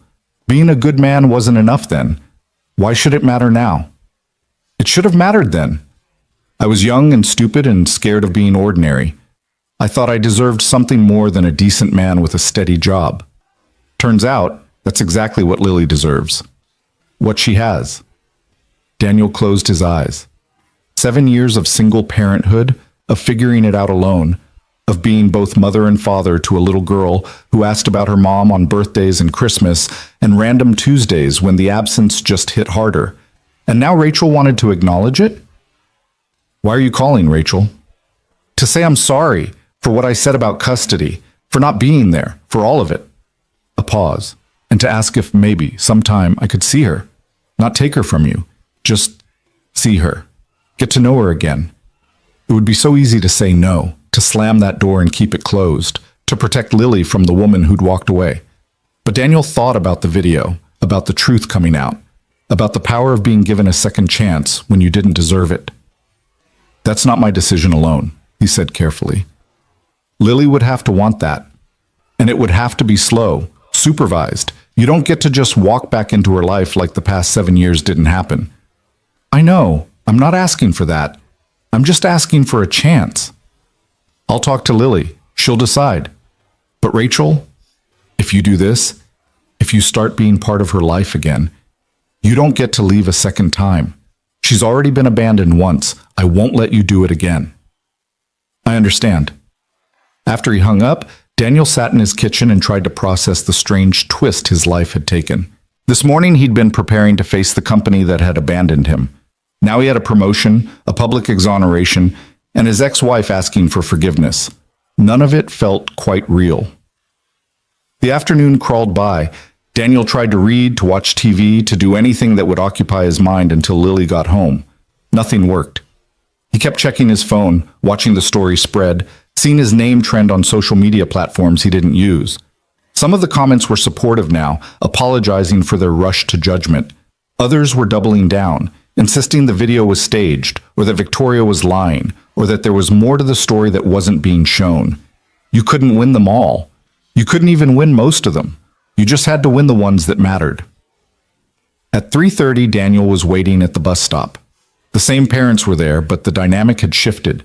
Mrs. Martinez approached him tentatively. "Mr. Reed, I owe you an apology. I saw the news this morning. The video. I made assumptions about you based on gossip and a photograph, and I'm sorry. Jessica would still love to have Lily at her birthday party, if Lily still wants to come." Daniel studied her, looking for insincerity, but all he saw was genuine remorse. "I'd like that," he said. "Lily was really hurt when she couldn't go." "I know. I'm sorry for that too." Mrs. Martinez hesitated. "We live in such a quick judgment world now. Everyone has an opinion based on a headline. I should have known better. I should have known you." The bus arrived before Daniel could respond. Lily jumped off, saw her father, and ran into his arms with an enthusiasm that suggested something good had happened. "Daddy, everyone was talking about the video. My teacher showed it to the whole class because some kids were asking questions, and she said it was a good lesson about not believing everything you see on the internet." Daniel's stomach dropped. "Your teacher showed to your class the video of me and Ms. Hale." "Well, she asked me first if it was okay, and I said yes because I wanted everyone to know you didn't do bad things. And afterward, Madison apologized for calling you mean names, And Jacob said his dad was wrong about you, and even Mr. Patterson, the gym teacher, said you were brave. She was beaming, proud of her father's vindication, too young to fully understand the complexity of having your personal nightmare become a classroom teaching tool. How do you feel about all that? Daniel asked carefully. I feel good. Everyone knows the truth now. You always tell me the truth is important, and now everyone can see you were telling the truth the whole time. In Lily's 9-year-old worldview, truth revealed was justice served. Simple, clean. The good guys won because the evidence proved they were good. Daniel wished he could see it that simply. That evening, over the spaghetti dinner that had become their comfort ritual, Lily chattered about school, about Jessica's party being back on, about how she was going to get to be in the spring musical after all, because Mrs. Patterson had talked to the drama teacher about giving her another audition. Normal. Everything sliding back toward normal, like the past week had been an aberration, a glitch in the matrix quickly corrected. After Lily went to bed, Daniel sat down with the folder Victoria had given him. Director of Professional Standards and Ethics. The job description read like a wish list, establishing protocols for misconduct reporting, ensuring transparent investigation processes, creating training programs on workplace integrity, serving as an advocate for employees who faced retaliation for doing the right thing. It was everything he'd wish had existed this past week. A position designed specifically to prevent what had happened to him from happening to anyone else. The salary was substantial, enough to move them to a better apartment, to build Lily's college fund faster, to stop worrying about unexpected expenses. It was the kind of opportunity that could change their lives, but it meant staying at Hale Industries, working alongside people who doubted him, seeing the whispers in his peripheral vision, the ones who still weren't convinced, building something new from the ashes of his old life. He thought about what Victoria had said. Make the rest of your story so much bigger that this becomes a footnote. His phone buzzed with an email. From a name he didn't recognize, but the subject line caught his attention. Thank you from another driver. Mr. Reed, you don't know me. I drive for a rideshare company in Seattle. I saw your story on the news. 3 years ago, something similar happened to me. I helped a drunk passenger get inside her apartment, stayed to make sure she was okay, fell asleep on her couch. She woke up and panicked, accused me of assault. I was fired immediately, never got to tell my side, never had evidence, never had a CEO willing to fight for the truth. I lost everything. My job, my reputation, my apartment, because I couldn't make rent. I'm still driving, but I'll never forget the fear of helping someone and being punished for it. Seeing you vindicated gives me hope that maybe the world is getting better at distinguishing between predators and protectors. Thank you for fighting. Thank you for proving that sometimes the good guys do win. Keep being the man you are. Daniel read the email 3 times. This driver in Seattle, whose name he didn't know, who'd suffered the same nightmare without the happy ending. How many others were there? How many people had been destroyed by good intentions and bad optics, and a system that prioritized protection from liability over pursuit of truth? He opened his laptop and began typing a response to Victoria's offer. I'll take the position. I'll take the... Not because I'm over what happened, not because the promotion makes up for the damage, but because maybe I can make sure it doesn't happen to the next person. Maybe that's what this was all for. Give me 2 weeks to train my replacement as a driver and get Lily adjusted to the new schedule. Then I'll start. He hit send before he could second-guess himself. Within 5 minutes, Victoria responded, "Thank you. You won't regret this." Daniel wasn't so sure about that.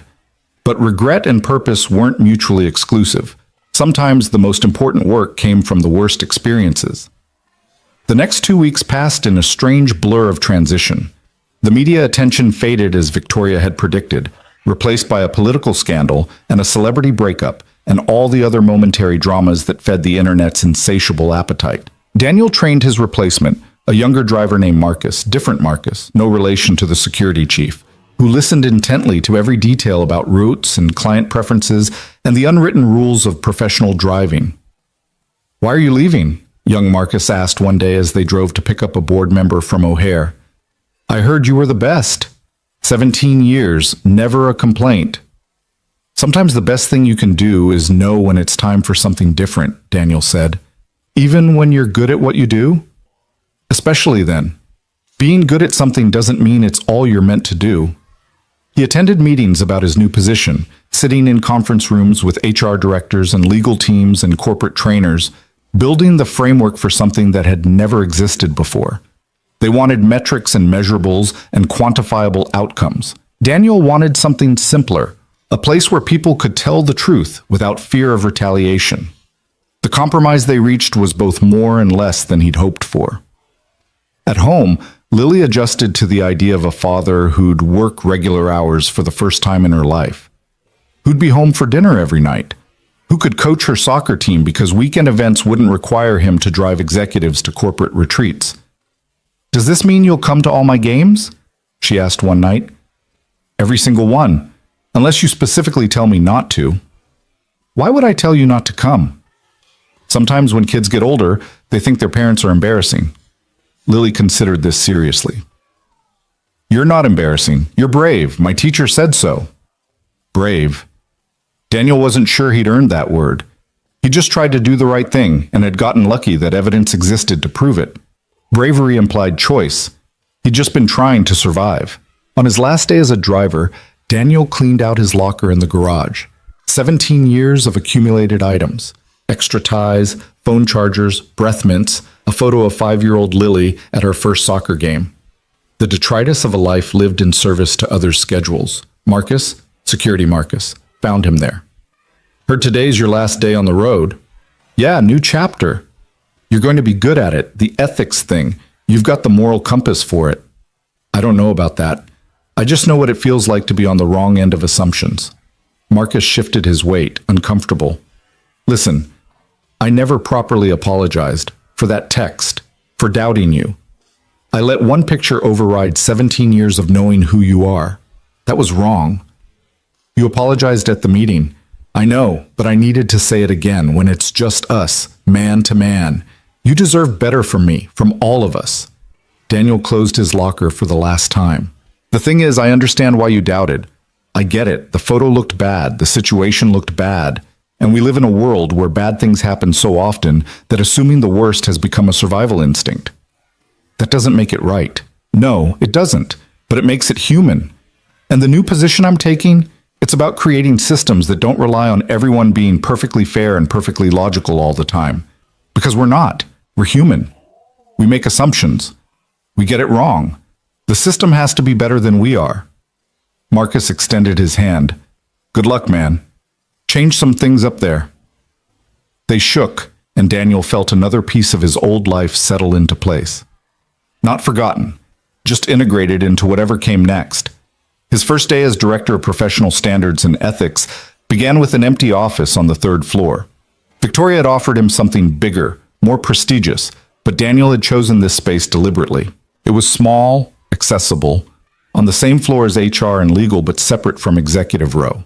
A place where people could come without feeling like they were walking into the seat of power. He spent the morning setting up. A desk, 2 chairs, a small couch for longer conversations. Nothing intimidating. Nothing that screamed authority. On the wall, he hung a single frame, the photo of Lily at her soccer game, the same one from his locker. A reminder of why this mattered. His first visitor arrived at 10:30. Sarah from Dispatch, holding a folder and looking nervous. "Daniel, do you have a minute?" "I have all the time you need. Come in, sit down." She settled onto the couch, clutching the folder like a shield. "I don't know if this is the right place to bring this, but I didn't know where else to go." "What's going on?" "It's my supervisor. He's been making comments about my appearance, about what I wear. Nothing I can point to and say that's harassment, but it makes me uncomfortable. And when I mentioned it to HR before, they said I was being too sensitive." Daniel pulled out a notepad. "Tell me everything. Start from the beginning." She did. 45 minutes of details, of moments that individually seemed small but collectively created a pattern. The kind of thing that slipped through cracks, that got dismissed as personality conflicts or oversensitivity or just the way things were. When she finished, Daniel looked at her directly. "You're not being too sensitive. What you're describing is inappropriate, and it's my job to make sure it's addressed. I'm going to talk to HR, to your supervisor, and to his manager. You may be asked to provide a formal statement. Are you comfortable with that?" "Will he know I reported him?" He'll know a complaint was made. I'll do everything I can to protect you from retaliation, but I can't guarantee anonymity. These situations work best when we can address them directly and transparently. Sarah considered this. What if he retaliates anyway? What if I lose my job over this? Then he'll lose his, and the company will face consequences for allowing it. That's what this position is for, to make sure doing the right thing doesn't cost you everything. She nodded slowly. Okay, let's do it. After Sarah left, Daniel sat in his small office and felt the weight of what he'd just taken on. One case on his first day. One person trusting him to fix what was broken. How many more would there be? The answer came quickly. By the end of his first week, he'd received 8 formal complaints, 14 informal inquiries, and countless stopped-in-the-hallway conversations from people who just wanted to know if their concerns were valid. The work was harder than driving, more emotionally draining. Every case was someone's crisis, someone's fear that speaking up would destroy them. Daniel listened to them all, documented everything, and began the slow process of changing a culture that had valued reputation over reality for too long. Some cases were clear-cut. Others existed in gray areas where intent mattered as much as impact, where interpretation colored everything. Daniel learned quickly that there were no perfect solutions, only better ones. 3 months into his new role, Daniel stood in front of the entire company again. Not because of scandal this time, but because Victoria had asked him to present the first quarterly ethics report. The conference hall was packed, the same space where his life had been publicly restored, now filled with people waiting to hear what changes his position had brought. Daniel looked out at the sea of faces, some familiar, some new, all watching him with varying degrees of curiosity and skepticism. He'd learned in these past months that change came slowly, that trust had to be rebuilt conversation by conversation, decision by decision. 3 months ago, this position didn't exist, he began, his voice steady despite the nerves coiling in his stomach. The company had policies about workplace conduct, procedures for reporting problems, and people dedicated to enforcing rules. What we didn't have was someone whose only job was to make sure that doing the right thing didn't cost you everything. He clicked to the first slide showing statistics he'd compiled. 37 formal complaints filed, 62 informal consultations, 15 cases resolved through mediation, 8 terminations for verified misconduct, 4 instances where the complaint itself was found to be retaliatory or false, resulting in consequences for the complainant. These numbers tell a story, Daniel continued. They tell us that people were sitting on problems, afraid to speak up because they'd seen what happened to others who did. They tell us that our culture needed work. And they tell us that when you create safe channels for truth, people will use them. He saw Victoria in the front row, nodding slightly. Beside her sat several board members, the same ones who'd wanted to fire him to protect the company's image. Their expressions were harder to read. But numbers don't capture the full picture, Daniel said. So I want to share some stories. Names removed, details changed to protect privacy, but the essence true. He told them about Sarah from Dispatch, whose supervisor had been quietly transferred after an investigation confirmed a pattern of inappropriate comments. About Marcus, young Marcus, his replacement driver, who'd reported a client making racial slurs and been supported instead of told to tolerate it for the sake of business.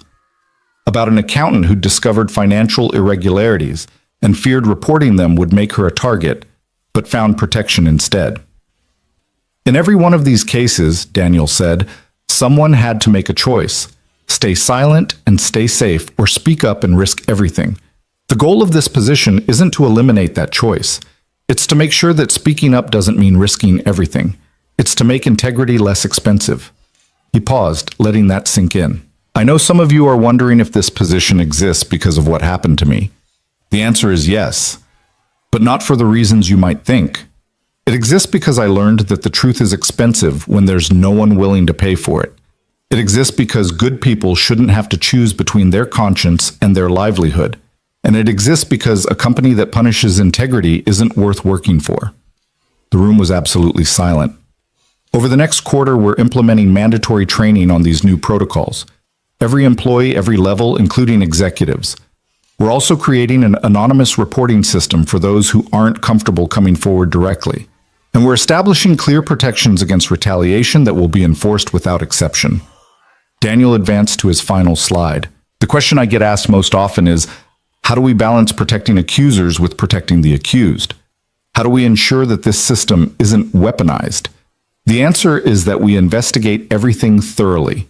We assume neither guilt nor innocence until evidence is gathered, and we hold everyone to the same standard regardless of position or popularity. It's not perfect. It won't catch everything, but it's better than what we had before. He closed his laptop. That's the report. Questions?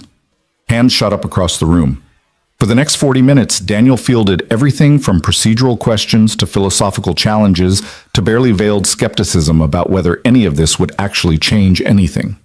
He answered each question honestly, admitting when he didn't have all the answers, explaining the reasoning behind decisions that had been difficult to make.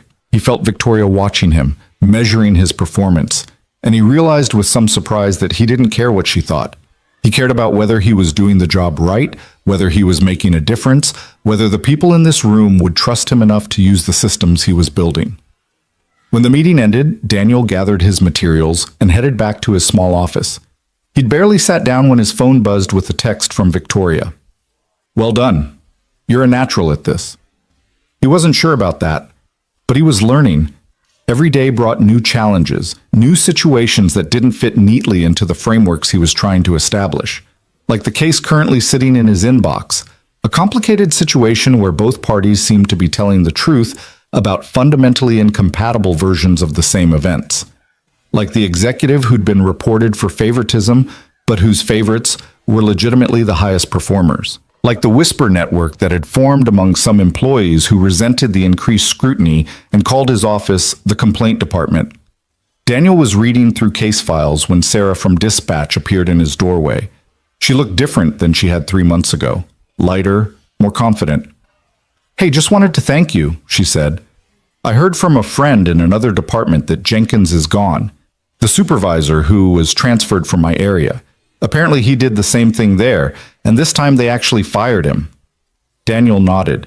He'd heard the same thing but couldn't discuss personnel matters directly. "I'm glad you came forward when you did. It helped establish a pattern. It helped that you believed me, that you didn't tell me I was being too sensitive or that I needed thicker skin. You weren't being too sensitive. You were being appropriately sensitive to inappropriate behavior. There's a difference." After Sarah left, Daniel sat with that thought. How many people had been told they were too sensitive, too emotional, too quick to take offense? How many had internalized that message and stayed silent while things got worse? His phone rang. Lily's school. Daniel's heart jumped. Calls from school during the day were never good news. "Mr. Reed, this is Principal Davidson. Lily's fine, but there's been an incident we need to discuss. Can you come in?" 20 minutes later, Daniel sat in the principal's office while Lily perched on a chair beside him, her face set in stubborn defiance that reminded him painfully of himself. "Lily got into a physical altercation with another student," Principal Davidson explained. "She pushed Jacob Miller during recess. He fell and scraped his knee. She's been given detention and we needed to inform you." Daniel looked at his daughter. "Lily, what happened?" "Jacob said you only got your job because Ms. Hale feels guilty about lying. He said the video was fake and everyone knows it, but they're too scared to say it because Ms. Hale is rich."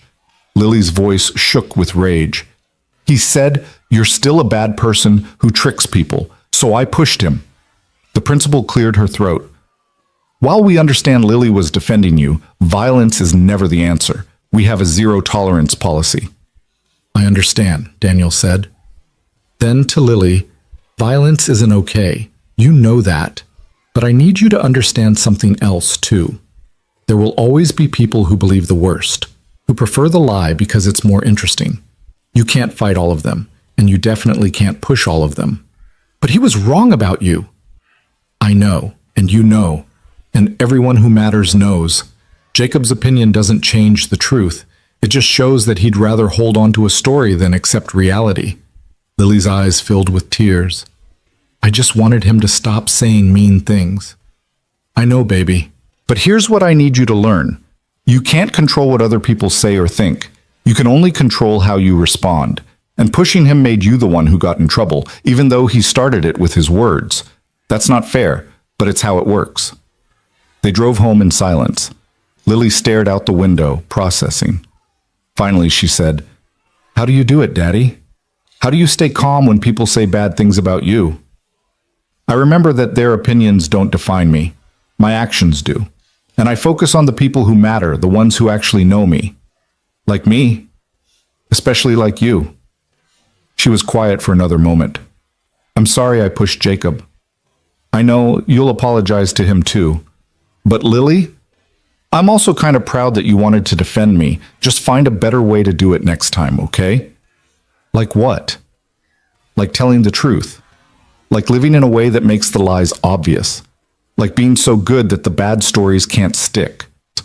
That night, after Lily was asleep, Daniel sat on his small balcony and looked out at the Chicago skyline. Somewhere out there, people still believed the worst about him. Jacob's parents, probably. Some former coworkers. Random strangers on the internet who'd moved on to other scandals, but whose comments remained permanent digital scars. He thought vindication would erase all of that, that the truth coming out would reset everything to how it was before. But he'd learned it didn't work that way. Some damage was permanent. Some relationships were irreparably changed. Some people would always choose to believe the exciting lie over the boring truth. What had changed was his relationship to all of it. He'd stopped trying to convince everyone, started focusing on the work that mattered, the changes that could actually make a difference. His phone buzzed with an email. From Rachel, his ex-wife. She'd been seeing Lily twice a month now, supervised visits that had gradually become easier. The email contained photos from their last outing to the zoo, Lily grinning next to a giraffe exhibit. "She's an amazing kid. You've done an incredible job with her. I know I don't say that enough. Thank you for giving me this chance to know her." Daniel saved the photos and thought about second chances, about how they came in unexpected forms, about how the worst moments could sometimes crack open doors you'd thought were permanently closed. The next 6 months blurred together in a steady rhythm of cases and conversations and incremental change. Daniel's office became a known quantity in the company culture. Some people used it genuinely. Others tried to weaponize it, filing frivolous complaints to settle personal scores or deflect from their own poor performance. Daniel learned to distinguish between the two, to investigate everything while maintaining healthy skepticism. He also learned that changing culture was like turning a massive ship. You couldn't just spin the wheel and expect immediate response. You had to be patient, consistent, relentless. You had to prove through repeated action that the new way was real, that the protections were genuine, that speaking up wouldn't destroy you. Slowly, the company changed. Not dramatically, not completely, but measurably. Exit interviews showed increased satisfaction with workplace culture. Employee surveys reflected higher trust in leadership. The number of complaints decreased, not because problems disappeared, but because more issues were being addressed before they escalated to formal complaints. And Daniel's office became something unexpected, a place where people came not just to report problems, but to ask ethical questions. Junior employees wrestling with whether to report a colleague's mistake. Managers uncertain about how to handle performance issues fairly. Executives trying to navigate the space between business needs and employee welfare. He became, in a sense, the company's conscience. Not because he had all the answers, but because he was willing to sit with the hard questions. One afternoon, a year after his promotion, Victoria appeared in his doorway. "Got a minute?" she asked. "Always." She sat on the small couch, the same spot where dozens of employees had poured out their stories. "I wanted to give you a heads up. The board is discussing expanding your role, creating a team, hiring additional staff to handle the increasing workload. This would mean you'd be managing people, setting broader policy, basically building a whole ethics department." Daniel considered this.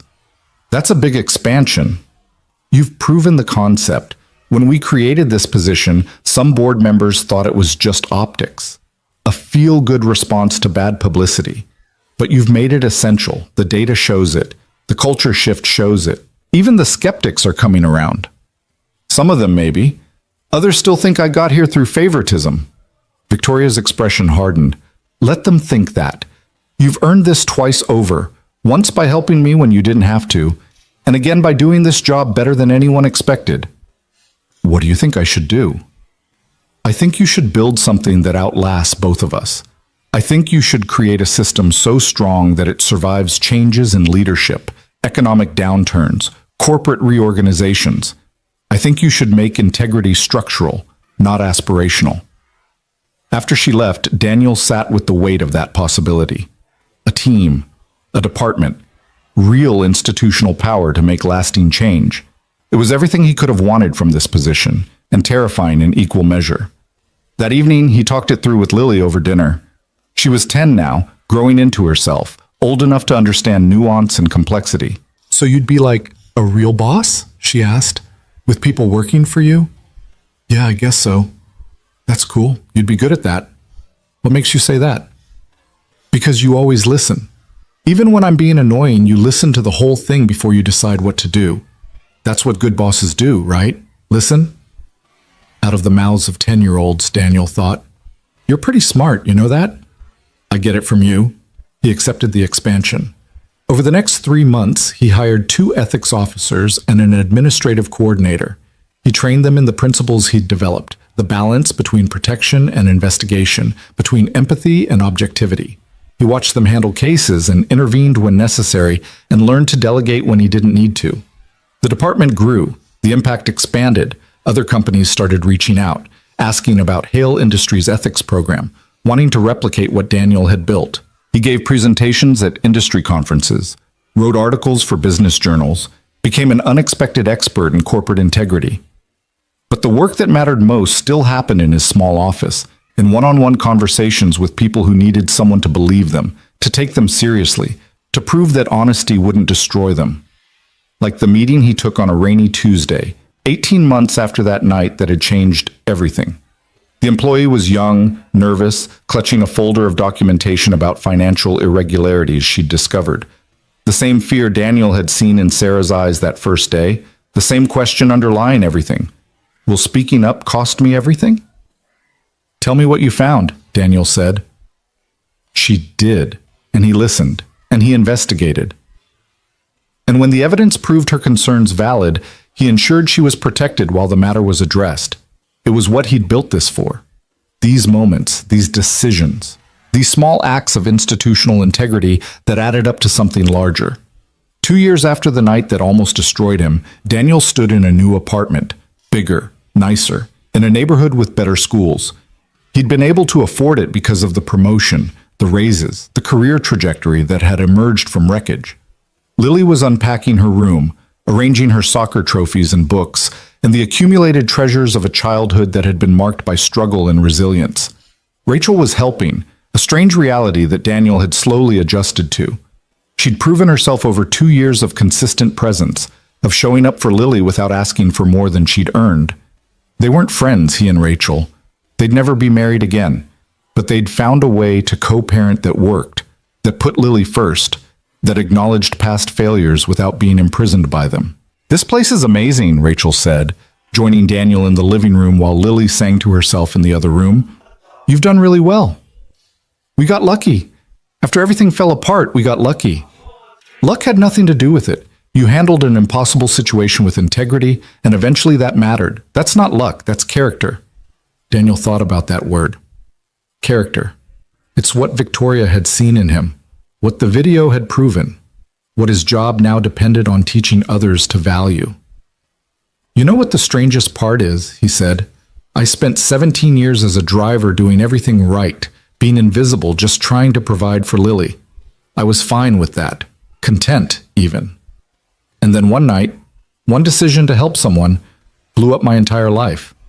And somehow, from that explosion, I ended up here, doing work that matters more than anything I'd done before. You think that would have happened without the scandal? No. Victoria never would have seen me as anything but a driver. I never would have seen myself as anything but a driver. It took everything falling apart for something better to be built. Rachel smiled. That's very philosophical for a Tuesday afternoon. I've had a lot of time to think about it. After Rachel left, Daniel helped Lily arrange her room. They hung her favorite posters, organized her bookshelf, set up the desk where she'd do homework. Normal parent tasks, normal life. The kind of ordinary he'd thought was lost forever during those dark days of suspension and speculation. That night, after Lily was asleep in her new room, Daniel sat on his new balcony and opened his laptop. An email from the driver in Seattle, the one who'd reached out after the video went public. Mr. Reed, I wanted to let you know that your story inspired me to apply for a position with a nonprofit that advocates for workers' rights. I start next month. I'd spent 3 years thinking that what happened to me proved the world was fundamentally unfair. Watching your situation get resolved proved that sometimes justice wins, not always, not even most of the time, but sometimes, and sometimes is enough to keep fighting. Thank you for being the sometimes. Daniel read the email twice, then closed his laptop and looked out at the city. Somewhere out there, his story still existed on the internet, immortalized in articles and videos and social media threads. The photograph that had nearly destroyed him was still one click away for anyone who searched his name, but it had become a footnote, a chapter in a larger story. The scandal that had led to transformation, the crisis that had created opportunity, the injustice that had sparked systemic change. He thought about young Marcus, learning to drive routes through the city, about Sarah from Dispatch, working without fear now, about the dozens of employees who'd come through his office with problems they'd once have suffered in silence, about the email from Seattle, from a man he'd never met whose life had been changed by watching truth prevail. He thought about Lily, asleep in her new room, growing up with a father who taught her through direct example that doing the right thing mattered even when it cost everything, especially then. The rain had started again, gentle this time, washing the city clean in the way rain never actually could, but always seemed to promise. Daniel watched it fall and felt something settle in his chest. Not closure, exactly. Not vindication, though he'd had that. Something quieter and more sustainable. Peace with the complexity. Acceptance that some people would always believe the worst. Understanding that character wasn't about being recognized for doing right, but about doing right regardless of recognition. His phone buzzed one last time. A text from Victoria. Board approved the budget for ethics department expansion. You're officially building something permanent. Well done. Daniel smiled and set the phone down. He'd started as a driver, become a scandal, transformed into a director, and was now building something that would outlast all of it. The trajectory made no sense and perfect sense simultaneously. Tomorrow he'd go to work and handle whatever cases landed on his desk. He'd listen to people's problems and investigate their claims and try to find the truth in situations where truth was often obscured by emotion and competing interests. He'd make some decisions that were right and some that were questionable and learn from both. He'd pick Lily up from school and hear about her day and help with homework and make dinner and do all the ordinary things that had once seemed threatened and now felt precious in their normalcy. He'd continue building a life from the ruins of the one that had been destroyed. He'd keep proving that integrity mattered, not through grand gestures, but through small, consistent choices that added up to something larger. The story that had started with a simple act of kindness, driving a drunk boss home, staying when asked, sleeping on a couch, had become something he never could have imagined. Not a cautionary tale, though it could have been. Not a tragedy, though it had felt like one. But a transformation, from driver to director, from invisible to essential, from victim to advocate, from a man whose life was defined by one viral photograph to a man whose life was defined by what he built afterward. Daniel stood on his balcony, in his new apartment, in his new life, and felt the weight of everything that had brought him here. The fear and anger and injustice, the vindication and opportunity and responsibility, the relationships broken and rebuilt and newly formed. It hadn't been worth it exactly. He'd never choose to go through that nightmare again. But having gone through it, having survived it, having transformed it into something meaningful, that had worth. He thought about the email from Seattle one more time. Sometimes is enough to keep fighting. Daniel Reed had been a driver for 17 years, doing his job well and living his life quietly. Then one night, and one decision had changed everything, had almost destroyed everything, and had ultimately revealed who he'd always been beneath the uniform and the invisibility. A good man, not because he claimed to be, but because when tested in ways he never expected and didn't deserve, he'd chosen integrity over safety, truth over convenience, character over capitulation. And in the end, character had been enough. Not to prevent the suffering, not to avoid the cost, but to endure it, to survive it, and to build something better on the other side. The rain continued falling. The city continued living. Lily slept peacefully in her new room, and Daniel stood watching it all, a man who'd learned that the right thing rarely looked right in the moment, that justice was expensive and slow, and sometimes didn't come at all. But sometimes it did, and sometimes was enough. He went inside, checked on Lily one last time, and went to bed. Tomorrow would bring new challenges, new cases, new opportunities to prove that integrity could be more than aspiration, that truth could matter, that doing right when no one was watching could lead to doing right when everyone was. The photograph would always exist. The scandal would always be part of his story. But it wasn't the whole story anymore, just the chapter that had broken him open so something stronger could emerge. Daniel closed his eyes and slept the sleep of a man who'd fought for truth and won. Not perfectly, not completely, but enough, always enough.